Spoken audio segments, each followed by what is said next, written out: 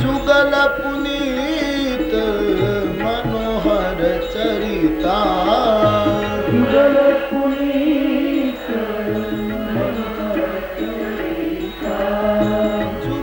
पुनीत मनोहर चरिता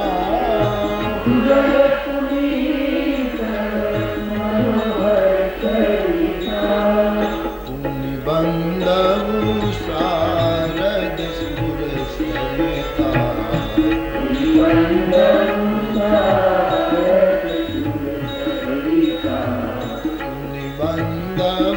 शारद सुर सरिता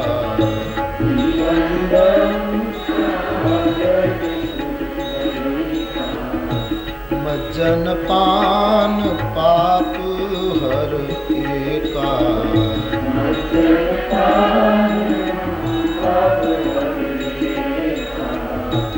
मज्जन पान पाप हर एका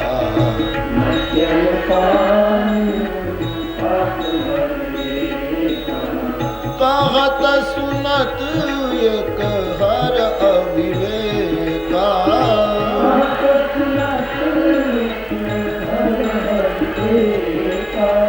कहत सुनत एक हर अविवेका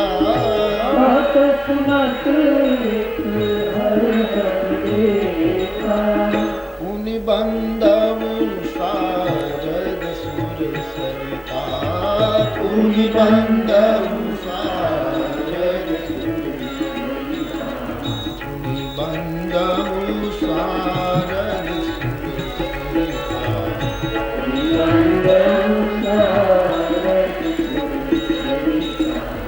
जुगल पुनीत मनोहर चरिता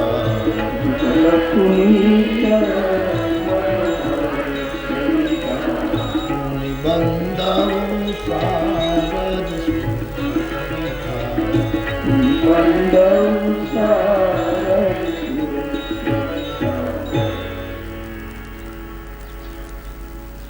મજ્જન ને પાપ કરવાથી જે પાપનો નાશ પાન કરવાથી જે પાપનો નાશ કરે કહેવાથી અને શ્રવણ કરવાથી જે અવિવેકનો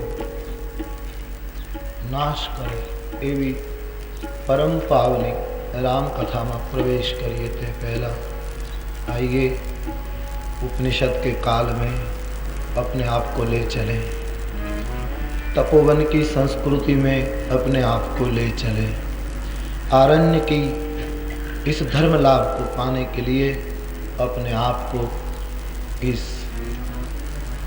आश्रम संस्थाओं में ले चले जहाँ ऋषि लोग ऐसी वाणी बोला करते थे। आइए उपनिषद के कुछ सूत्र पहले उच्चारण करें।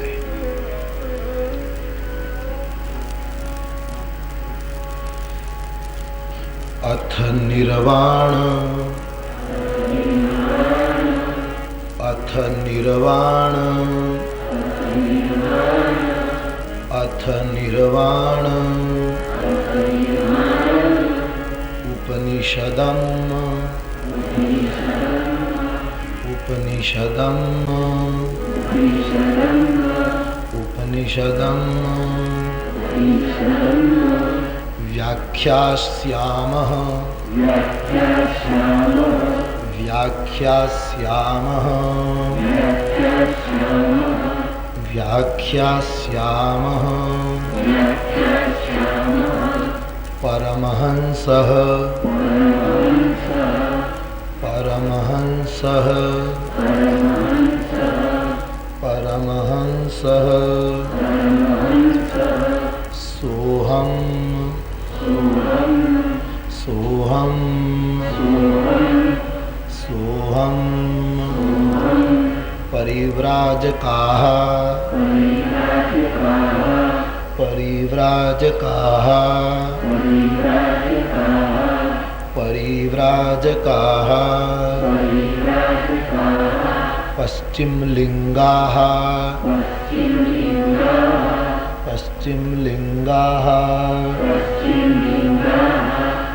पश्चिम लिंगाः मन्मथ क्षेत्रपालाः मन्मथ क्षेत्रपालाः मन्मथ क्षेत्रपालाः। शांति पाठ કર્યા પછીનો આરંભ છે। કોઈ પણ ઉપનિષદનો આરંભ થશે ત્યારે ઋષિ બહુ મહત્વનો શબ્દ લખે છે, व्याख्यास्यामः।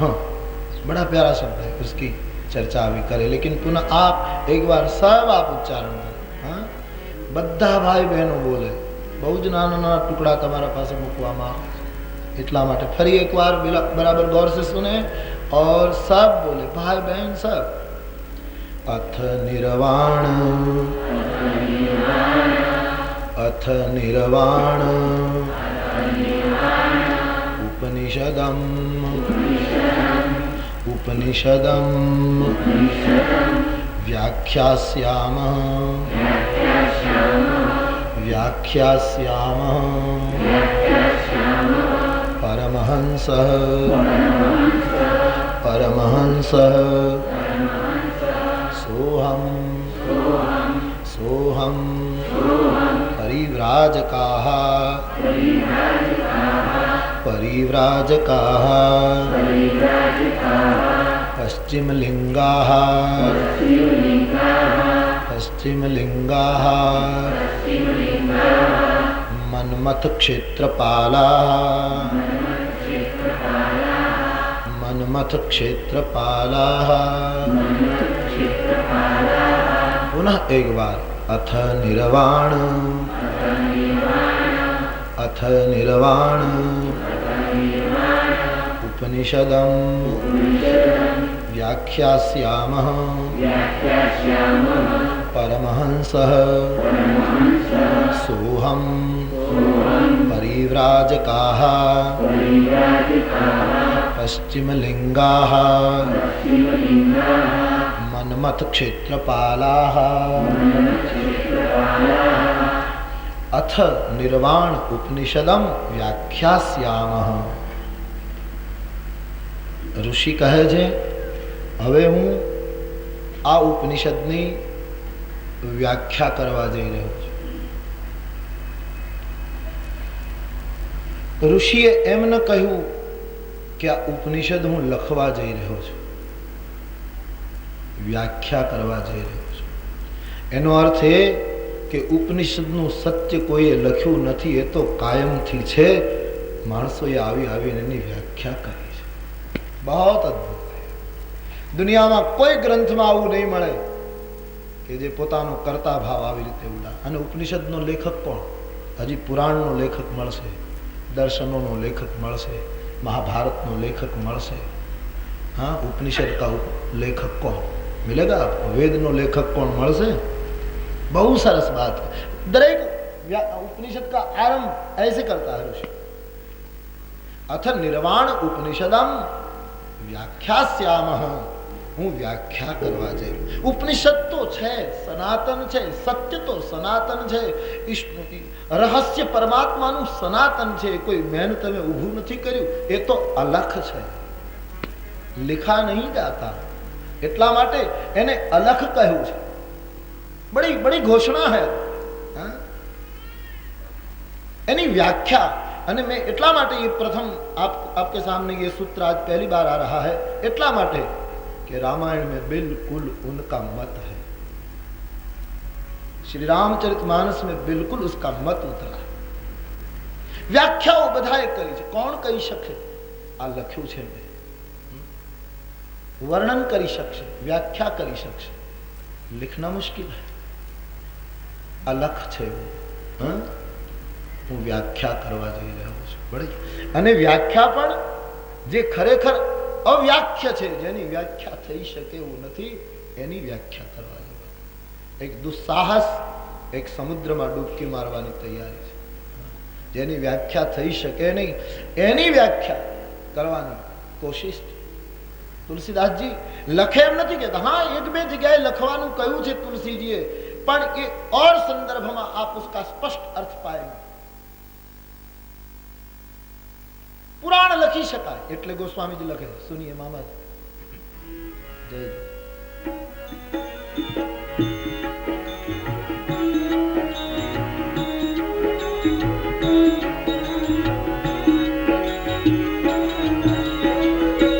धूम कुसंगति कारिख होई। धूम बड़ा प्रमाण है। धूम कुसंगति कारिख होई। धूम कुसंगति कारिख होई। धूम कुसंगति कारिख होई।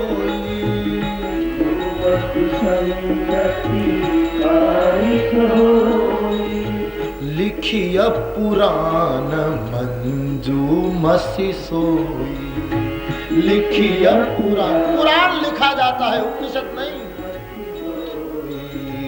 लिखिय पुराण मंजू मसी सोई। लिखिय पुराण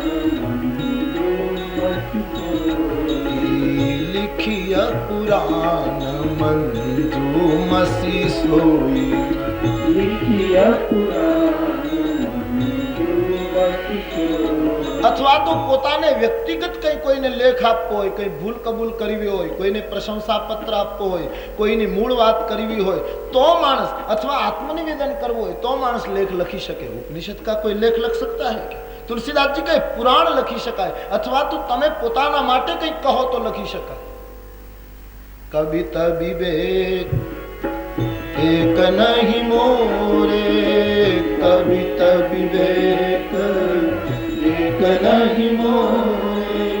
सत्य कहो लिखी कागज कोरे।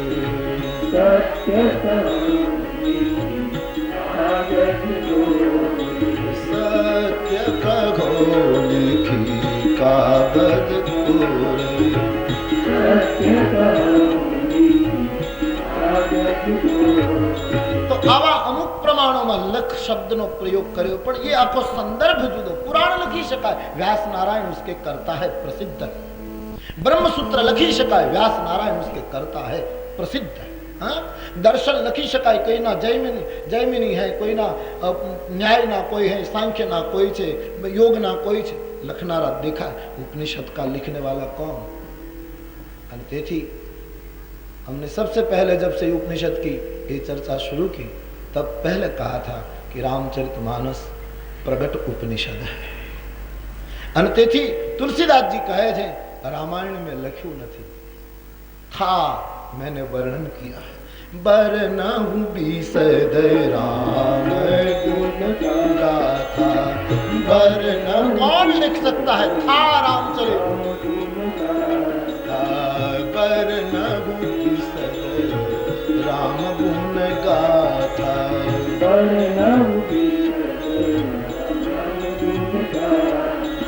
श्री गुरु चरण सरोज रज निज मन मुकुर सुधारी। वर्णौ रघुबर बिमल जस। लखू क्या नहीं लख्यू, वर्णन कर रहा हूं। वर्णौ रघुबर बिमल जस जोदायक फल चार। वर्णन करवानी ज बात। वर्णौ बिशद राम गुण गाथा।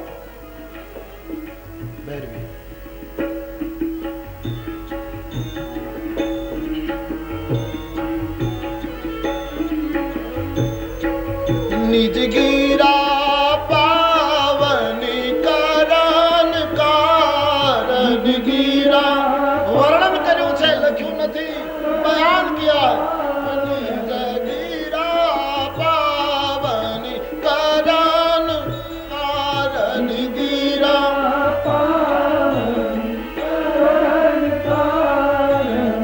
राम जैसे तुलसी करो। अथ निर्वाण उपनिषदम व्याख्यास्याम। राम रघुवंश भूषण चारि। उत्तर में जाइए, बालकांड से उत्तर तक यही प्रमाण मिलेगा। वर्णन वर्णन वर्णन लखवानु नहीं। रघुवंश भूषण चरित यग, रघुवंश भूषण चरित यग, कही सुनहि जे गावती। लिखना नहीं, सुनो कहो गाओ। कही जो सुनत गावत कहत, प्रमाण लेते जाइए। जो सुनत गावत कहत समुझत परम पद नर पावनी, परम पद नर पावनी। रघुवीर पद पाथोज मधुकर, किसकिंदा कांड करदास व्याख्यास्याम व्याख्यास्याम दास तुलसी गावगी, दास तुलसी गावगी, दास तुलसी गावगी। सादर शिव ही नाई अब माथा, बरनहु बिसद राम गुण गाथा। तेहि करि विमल विवेक विलोचन, बरनहु राम चरित भवमोचन। तेहि करि विमल विवेक विलोचन, बरनहु राम चरित भवमोचन। શું જાહેરાત છે લખવાની, કોણ ચેષ્ટા કરે, वो अलग છે। ऋषिની વાત તુલસીદાસજીએ માનસમાં ઉતારી છે। પ્રગટ ઉપનિષદ હૈ અમારું રામચરિતમાનસ। વિશ્વની અંતિમ વ્યવસ્થા છે રામચરિતમાનસ। ફરી એકવાર કહું, દુનિયાને આગળ કોઈ શાસ્ત્રની જરૂર પડે અને ભગવાન કોઈ નવું શાસ્ત્ર મૂકે તો વાત જુદી, બાકી અત્યારે તો રામચરિતમાનસ અંતિમ વ્યवस्था વિશ્વની છે। क्योंकि वो प्रगट उपनिषद पंचम वेद है राम कथा। क्योंकि पंचानन पुरारी ने गाया, पुरारी ने उसका गान किया है। चतुर्मुख ब्रह्मा ने 4 वेदों का गान किया, पंचमुख शंकर ने पंचम वेद का गान, इसलिए प्रगट उपनिषद है। ये बड़ा अद्भुत है। तो ये पहलू सूत्र रामायण में पगले पगले मळे छे। એટલા માટે पहलू सूत्र पुनः एक बार उपनिषद के ऋषि का उच्चारण सुने और बोले, अथ निर्वाण, अथ निर्वाण। शुरुआत अथ है। उपनिषदम, उपनिषदम व्याख्यास्यामः, व्याख्यास्यामः। उपनिषदનો આરંભ હું એની વ્યાખ્યા કરવા જઈ રહ્યો છું, ચેષ્ટા કરું છું। એટલે તો આગળ બોલે છે શાંતિ મંત્રમાં, તદ વક્તારમ અવતુ, અવતુ મામ અવતુ વક્તારમ। આ શબ્દો આગળ આવ્યા છે કે અમારું ધ્યાન રાખજે, વક્તાનું રક્ષણ કરજે, કારણ કે હું અવ્યાખ્ય છે એની વ્યાખ્યા કરવા જાઉં છું। કોણ વર્ણન કરી શકશે? એક એક સાહસ છે, આ એક દુસ્સાહસ। કહ રઘુપતિ કે ચરિત અપારા, કહ મતિ મોરી નિરત સંસારા। મારું ધ્યાન રાખજો એમ વક્તાને કહેવું પડે। કોણ વર્ણન? કાલિદાસને કહેવું પડ્યું, નાની એવી નૌકા લઈને મહાસિંધુને તરવા નીકળું છું। ખબર નહીં રઘુવંશના સિંધુને તરાશે કે કેમ। વામન માણસ ગમે તેટલા કૂદકા મારે, પણ જેમ વૃક્ષના ફળને પ્રાપ્ત કરવું મુશ્કેલ છે, નાની ઊંચાઈ હોય, એમ આ કૂદકો મારો એક છલાંગ ઋષિનું સાહસ છે।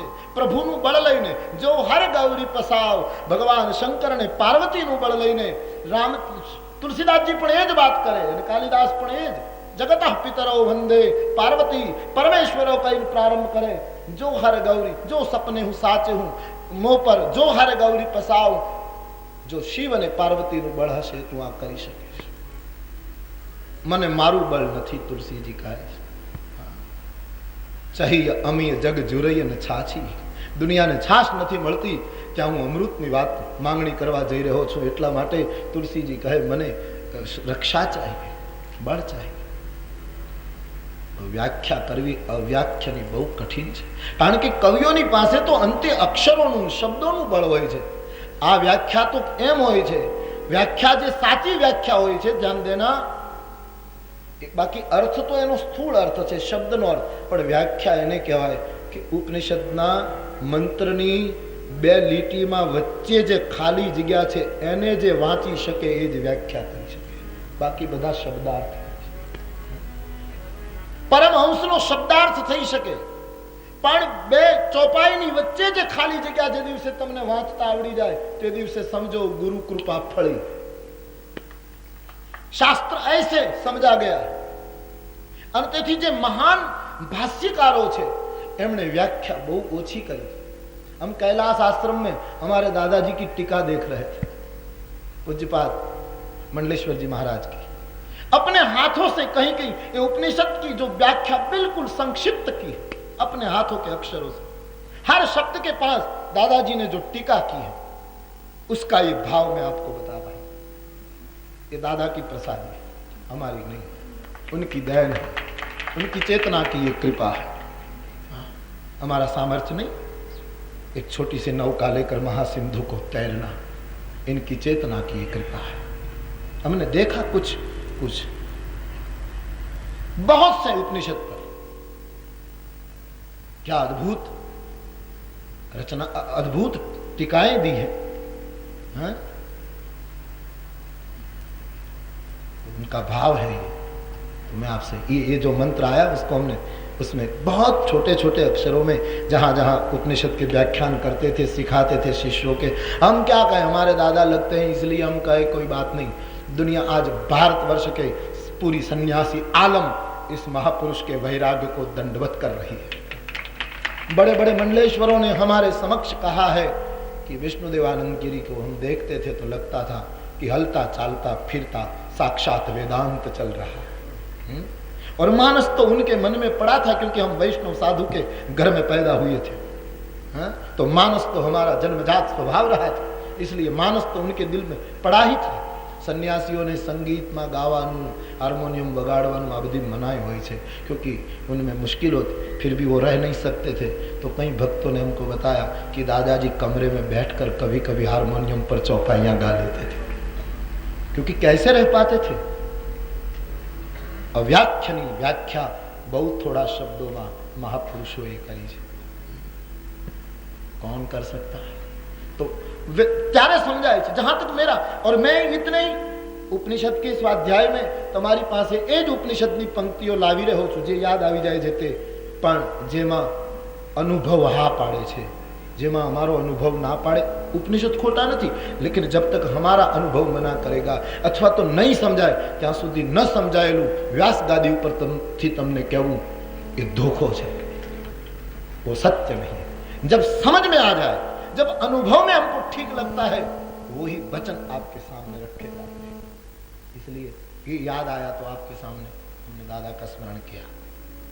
कहने का मेरा मतलब कि બે ચોપાઈની વચ્ચે જે ખાલી જગ્યા છે એને જ્યારે વાંચતા આવડે. તમે વાંચ્યું છે કદાચ, સૂફી સંપ્રદાય છે એમાં જેમ આપણો વેદ, ગીતા, રામાયણ, જેમ ઈસાઈઓનું બાઇબલ, કોઈનો કોઈ ગ્રંથ, મુસ્લિમ ભાઈઓનું કુરાન, કોઈનું ધમ્મપદ, કોઈનું મહાવીરનું આગમ, જે કંઈ તમે શાસ્ત્રો છે આ દુનિયામાં જુદા જુદા ધર્મ પ્રવર્તકોના, કંઈ તાઓનું ગ્રંથ જે છે તે કેટલાય ધર્મો, એમાં એક સૂફીઓનો ધર્મ ગ્રંથ છે જેમાં કઈ લખ્યું જ નથી, ખાલી ગ્રંથ જ છે, કોઈ નામ નહીં, પાછળ કઈ નહીં, કેવલ પાના તમે ફેરવો તો કોરા પાના, અને એ ગ્રંથની પૂજા.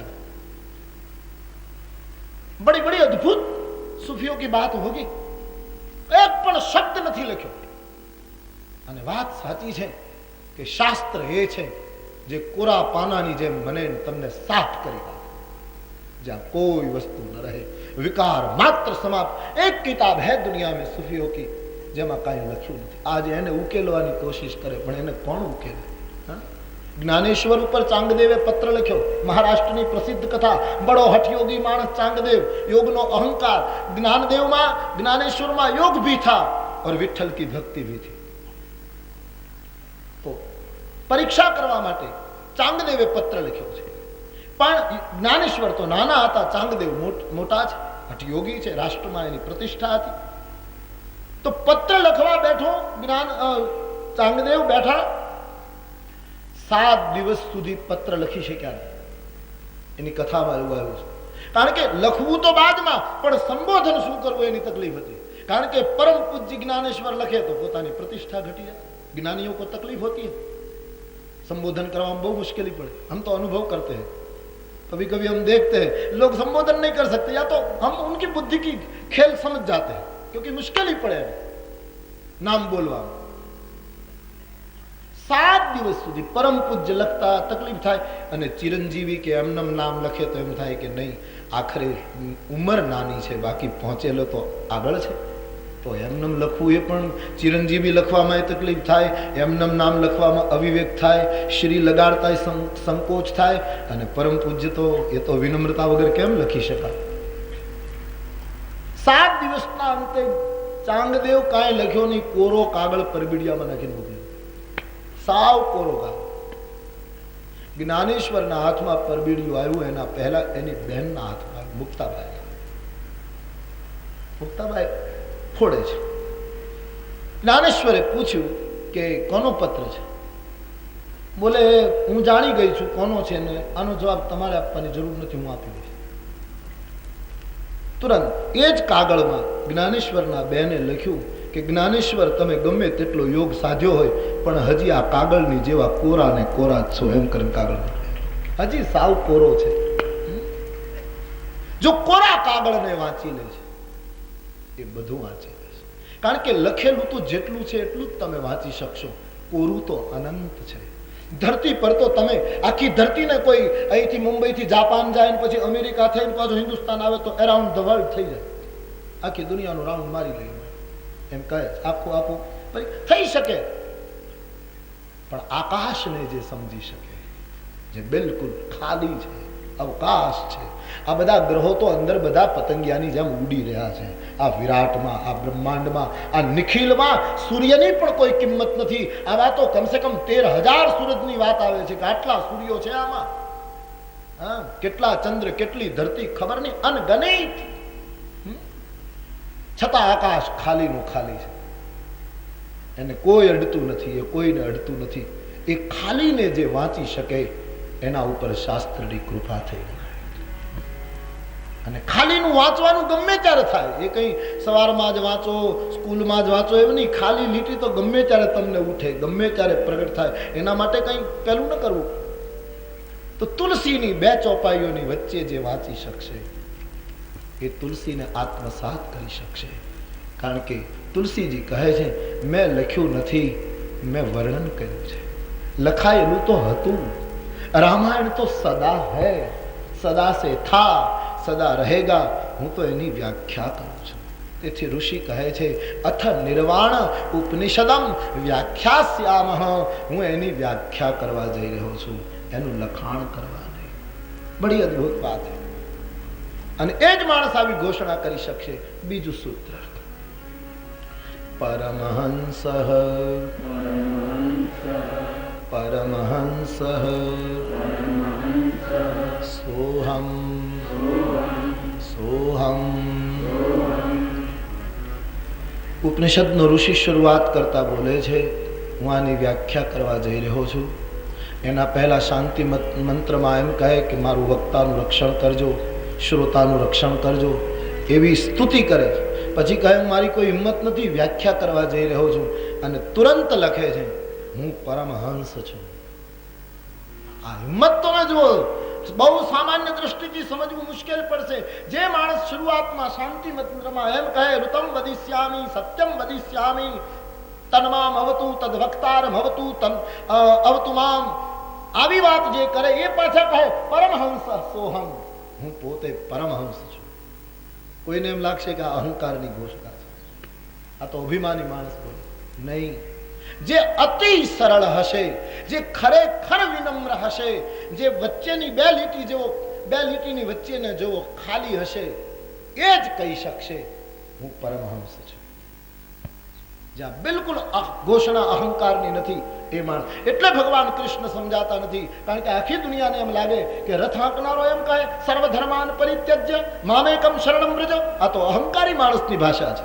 બધું મૂકીને મારી પાસે આવી જાય. રથ ચલાવે છે પોતે, અર્જુનની ચાકરી કરે છે પોતે, અને એ માણસ એમ કહે સર્વધર્માન પરિત્યજ્ય. એટલે કૃષ્ણ નથી સમજાતા કે આ તો અહંકારની ઘોષણા. પણ નહીં, રથ ચલાવવાનું જેનોમાં સામર્થ્ય હોય એને કહેવાની હિંમત છે કે તું મારી પાસે આવ, કારણ કે તારો રથ મારા હાથમાં છે.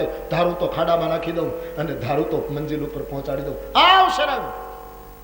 ગાડી ચલાવનારો, મોટર ચલાવનારો સામાન્ય છે, ડ્રાઈવર છે, 300 રૂપિયાનો પગારદાર છે, અને પાછળ બેઠેલો મોટો શેઠ છે, લાખોપતિ, પણ સ્ટીયરિંગ એના હાથમાં છે, સમર્થતા એના હાથમાં છે. એ ધારે તો શેઠને 1 મિનિટમાં ખાડામાં નાખી દે, કોઈનો પત્તો ન રહેવા દે. જેના હાથમાં જીવનનો રથ છે એ માણસ કહી શકે કે જરાય ગડબડ કરીશ નહીં, સર્વધર્માન પરિત્યજ્ય મામેકમ શરણમ વ્રજ. તું મારી પાસે આવી જાય. અહંકારની ઘોષણા નથી, એ વિનમ્ર મહાપુરુષનું આત્મઘોષણા છે. અપની ઉદ્ઘોષણા કરી શકે. તમે બાળકને જો, નાનો બાળક હોય ને તો ક્યારેક સાંભળી જાય, ટીવી ઉપર જોયા કરે કંઈક જાય, તો એ માણસ એમ કહે કે હું રાજીવ ગાંધી છું. એ કહી શકે ને તમે બોલો રાજીવ ગાંધી, એ કહી શકશે.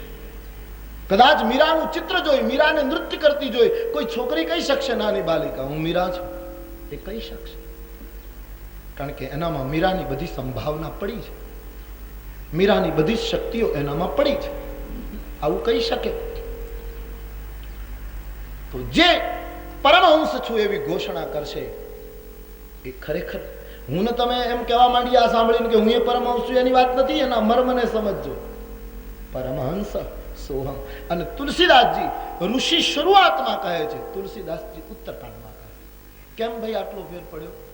તુલસીદાસજીને ખબર કે ઉત્તરકાંડમાં, ઉત્તરકાંડ એટલે પ્રૌઢતા, ઉત્તરકાંડ એટલે પરિપક્વતા, ઉત્તરકાંડ એટલે જીવનના બધા સવાલના ઉત્તર મળી ગયા છે.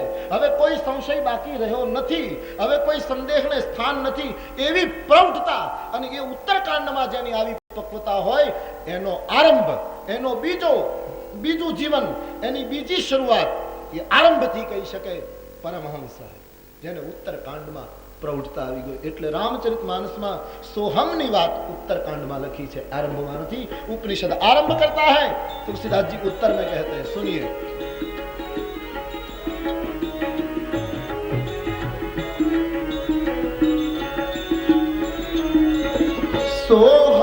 सोहमस्मीति वृत्ति अखंडा दीप शिखा सोई परम प्रचंडा. सोहमस्मीति वृत्ति अखंडा दीप शिखा सोई परम प्रचंडा. दीप शिखा सोई परम प्रचंडा. दीप शिखा कौन कही सकते? आत्म अनुभव सुख सुप्रकाशा. એ માણસ કહી શકે જેને આત્મ અનુભવ થઈ ગયો. આત્મ અનુભવ, જેને આત્મ અનુભવ થયો. આત્મ આ માણસને, આવા પ્રૌઢ મહાપુરુષને, આવા પ્રબુદ્ધ મહાપુરુષોને, આવા ઋષિ પુરુષને, આવા જાગૃત પુરુષને જેનામાં પ્રૌઢતા પ્રાપ્ત થઈ છે એ ઘોષણા કરી શકે પરમહંસ સોહમ. પરમહંસ છે. આગળનું સૂત્ર बहुत सुंदर है, संक्षेप में कह दे. परिव्राजकाः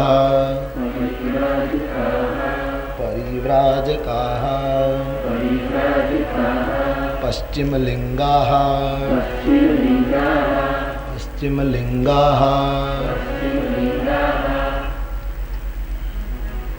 પરિવ્રાજકનો અર્થ થાય છે ચાલતો ફરતો, પરિભ્રમણ કરતો, સદા એક જગ્યાએ નહીં, ગંગાની જેમ વહેતો. કવિ કાગે લખ્યું, નીર નદિયું ના થાવું, ક્યાંય ના રોકાવું. નીર નદિયું ના થાવું, ક્યાંય ના રોકાવું. નીર નદિયું ના થાવું,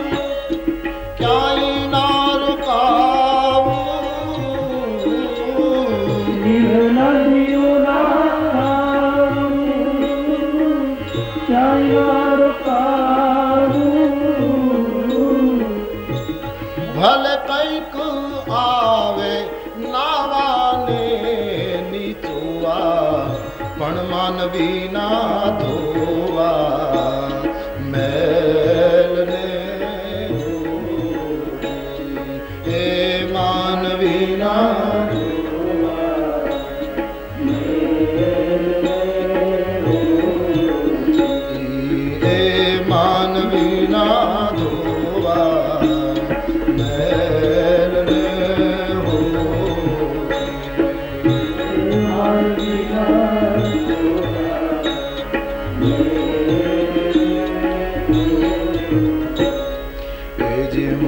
સાબુરે થાવું ને જીવતર ખોવું પણ માનવી ના ધોવા મેલ ને સાબુ પોતે ઘસાઈ જાય પણ બીજાના કપડા ઉજળા કરી મૂકે, બીજાને સાફ કરીને પોતે આખો પોટો ઘસાઈ જાય, ખલાસ થઈ જાય પણ બીજાને મેલ મુક્ત કરે.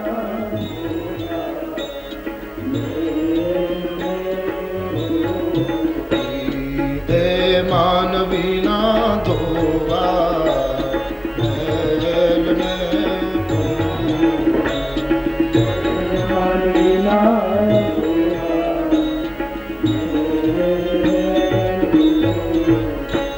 હું પરમહંસ છું, સોહમ છું, પણ મારી યાત્રા પશ્ચિમ લિંગા. અંત ત્યાં યાત્રાનો ત્યાં છે.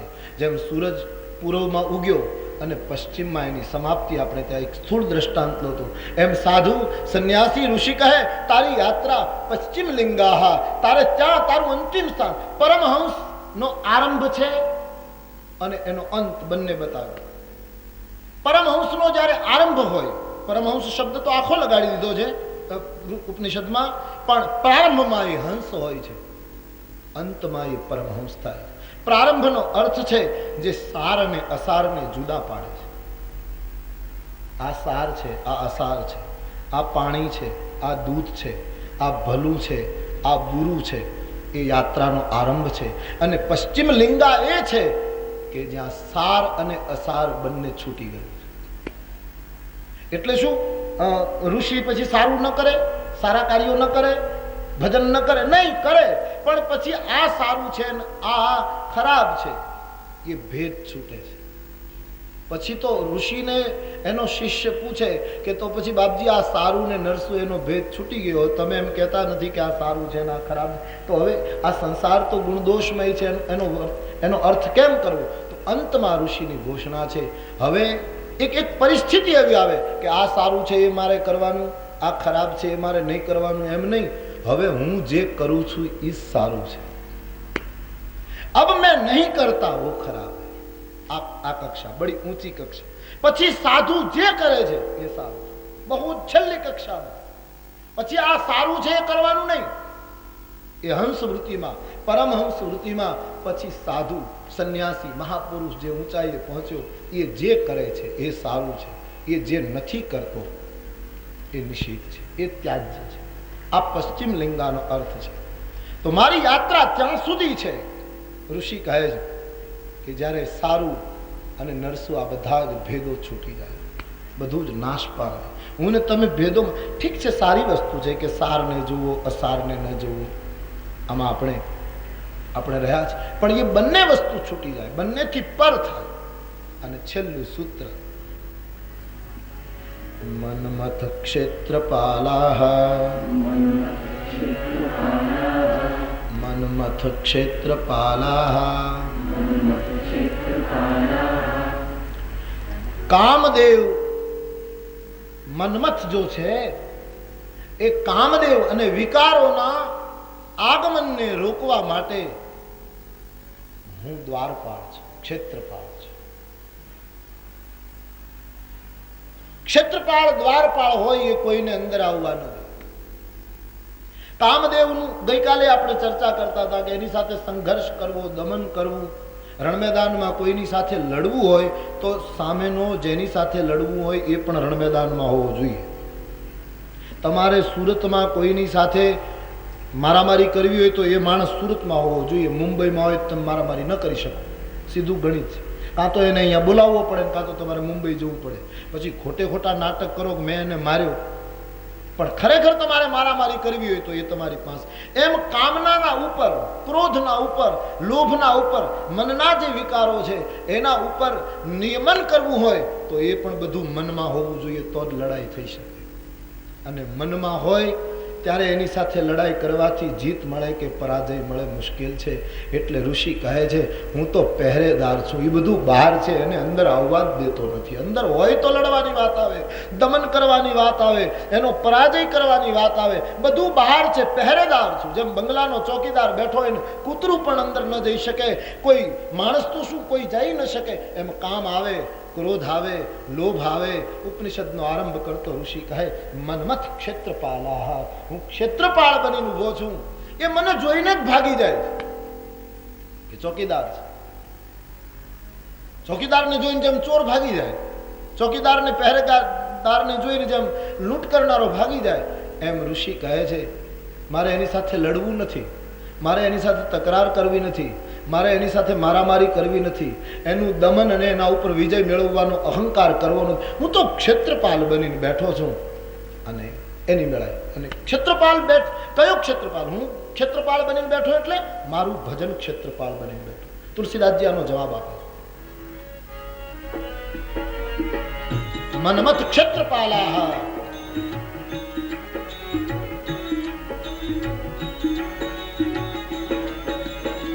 सीमकी चापी सके को बुतासु बड़ रखवाल रमापति जासु.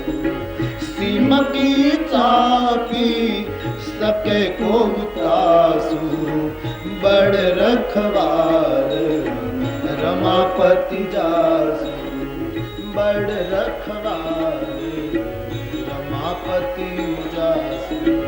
बड़ रखवाल रमापति जासु.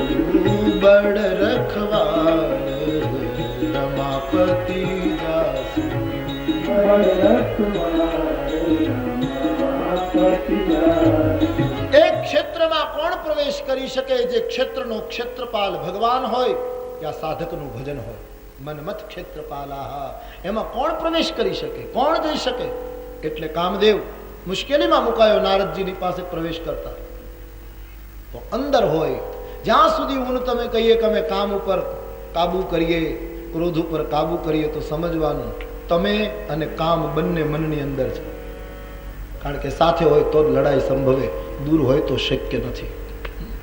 ત્યારે ઋષિ બિલકુલ અદ્ભુત વાત કહે છે કે નહીં ભાઈ, અંદર તો છે જ નહીં, આવે છે પણ મન્મથ ક્ષેત્રપાલાહ, ભગવાનનું ભજન એને ચોકી કરે છે કે આવીશ, આવે ખરો પણ જોઈને જતું રહે. અંધકારામ ડોકું કરે પણ સૂરજ ઉગી ગયો છે એટલે ખલાસ, પાછું સૂર્યોદય થઈ ગયો. હવે મારાથી અવાય નહીં, હવે મારી કોઈ દેખી ભાનુ જનુ મન સકુચાની. જેમ સૂરજને જોતા રામ જન્મ વખતે રાત્રિ પાછી ફરી ગઈ કે નહીં નહીં ગમે તે થાય, રામનો જન્મ થાય ગમે, બાકી સૂરજ છે ત્યાં સુધી મારાથી પ્રવેશ ન થાય. મન્મથ ક્ષેત્રપાલાહ. આ મારા તમારા માટે, સંસારીઓ માટે બહુ ઉપયોગી છે. યોગીઓ કરી શકે મનનું નિયમન, એની વાત જુદી છે. બાકી આ અદ્ભુત સરળ સાધન છે. ચોકીદાર કરી દો બસ. આવો ભલે આવે આવે. પણ ફરી એકવાર રહીમને યાદ કરું, ભરી સરાય રહીમ લખી અને પથિક આપ ફિર જાય. ધર્મશાળા આખી ભરેલી હોય તો બેગ લઈને ટ્રેનમાંથી ઉતરેલો પાછો બીજી ગાડીમાં ચડી જાય કે આમાં એકે રૂમ ખાલી નથી, આમાં જવાય એવું છે જ નહીં. આખી જેની આંખ, જેના કાન, જેનું નાક, જેની વાણી, જેનું શરીરની એકે ઇન્દ્રિય પ્રભુ પ્રેમથી ભરેલી છે, ભગવત સ્મરણથી ભરેલી છે, લબાલબ પરમાત્માના પ્રેમથી જે ભરેલા છે, એના માટે એ જ તત્વ, એ જ ભજન મન્મથ ક્ષેત્રપાલાહ, એ જ એના પહેરેગીર બને છે. અંદર કોઈને આવવા દેતા, જોઈ આવવા દેતા નથી એટલે એની સામે આવે એને ધમકાવતા નથી. ધ્યાન દેના, એ બહુ સરસ શબ્દ છે. આવે એને ચોકીદાર બેઠો છે, ધમકાવતોય નથી. ચોકીદારનો અર્થ એમ નથી કોઈને આવવા જ ન દેવા, પણ સજ્જન માણસ કોઈ મળવા આવતો હશે તો એને આવવા દેશે, આદરે આપશે કે આ અંદર છે જાઓ.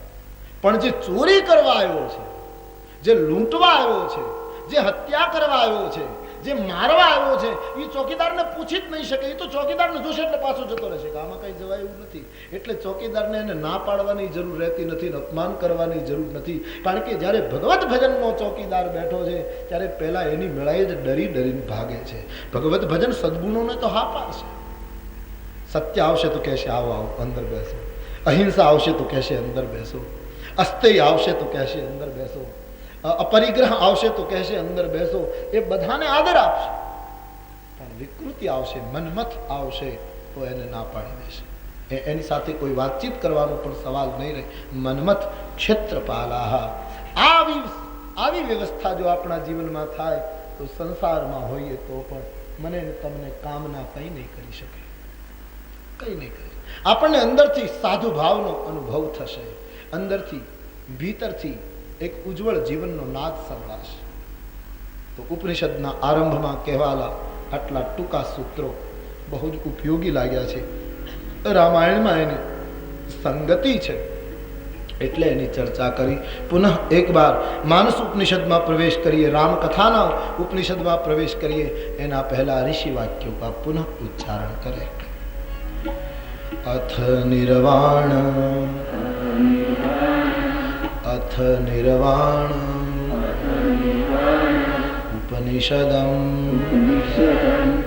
ઉપનિષદમ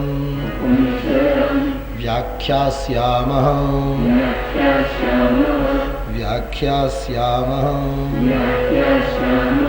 પરમહંસ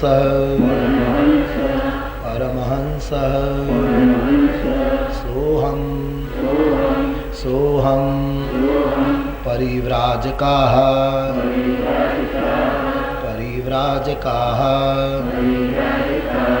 પશ્ચિમલિંગાઃ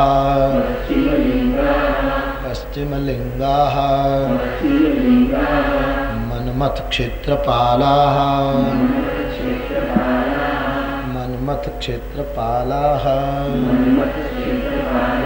અંતમાં સાબ એક વાર અથ નિર્વાણ